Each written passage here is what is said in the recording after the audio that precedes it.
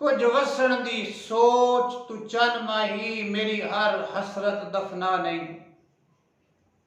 कुछ वसन दी सोच तू चन माही मेरी हर हसरत दफना नहीं। कुछ कर तब्दील तू सोचा नू मैनू उड़न दा काई जा नहीं। आखे लग के महज गरीबां दे आखे लग के महज रकीबां दे अग दर्द फिराक दी ला नहीं। छेती मिलन दी कर अलरासी नू औखे कर हारून दे सा नहीं।